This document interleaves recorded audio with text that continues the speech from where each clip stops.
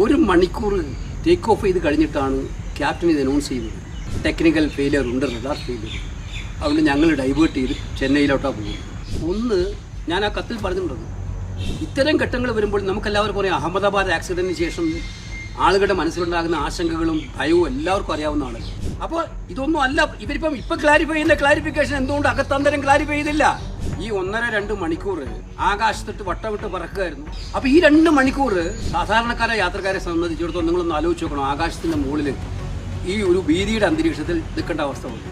അത് കഴിഞ്ഞിട്ടാണ് ലാൻഡ് ചെയ്യുമെന്ന് പറഞ്ഞപ്പോൾ, ലാൻഡ് ചെയ്യാൻ പോയിട്ട് ടച്ച് ചെയ്യാൻ പോയി തൊട്ട് മുമ്പേ വീണ്ടും ടേക്ക് ഓഫ് ചെയ്യണം. ആ ടേക്ക് ഓഫ് കാണുമ്പോൾ തന്നെ അറിയാം അബ്നോർമൽ ആയിട്ടുള്ള ടേക്ക് ഓഫ് ആണ് അത്.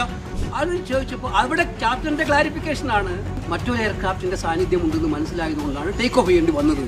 DGC ഇത്തിരി ഇതിനകത്ത് അവിടെ ഇവിടെ നിന്നുകൊണ്ട് ഒരു ക്ലവർ കളി കളിച്ചു അതിനകത്ത്, അവർക്കറിയാവുന്നുണ്ട്. പക്ഷേ ഞങ്ങൾ 5 MP പറഞ്ഞത് ഏതെങ്കിലും സർക്കാരിനെതിരായിട്ടുള്ള വികാരമാണോ? ഞങ്ങളൊരു സുരക്ഷാ കൺസേൺ അല്ലേ പറഞ്ഞത്? ഈ സുരക്ഷയുമായി കൺസേൺ അല്ലെങ്കിൽ ഞങ്ങൾ ആകെ ആവശ്യപ്പെട്ടതാണ് ഒന്ന് ഇൻവെസ്റ്റിഗേറ്റ് ചെയ്യണം. അല്ല, ട്രൂത്ത് നിങ്ങൾ പുറത്തു വന്ന് ആ കൺസേൺ ഇല്ലാന്ന് പറയണം. ഇത് പറയേണ്ട ഉത്തരവാദിത്തം MP-മാർക്കില്ലേ? അതിന് പകരം ഞങ്ങൾ മുഴുവൻ കള്ളന്മാരാണ്, ഞങ്ങൾ പറയുന്നതെല്ലാം കള്ളത്തരമാണെന്ന് അവർ ഭംഗ്യം തരണം സൂചിപ്പിച്ചാൽ അവർ ചെയ്യേണ്ട ഉത്തരവാദിത്തം അവർ ചെയ്യുന്നില്ല.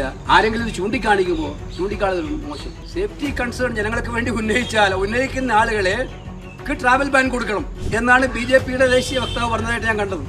ഞങ്ങളത് പൊളിറ്റിക്കലൈസ് ചെയ്യാൻ ഉദ്ദേശിച്ച കാര്യമല്ല. ഞാൻ ആ സംഭവം നടന്ന ഉടനെ വെറുതെ ഇരിക്കലാണ്, DGCയെ വിളിച്ച് സംഭവം റിപ്പോർട്ട് ചെയ്തു.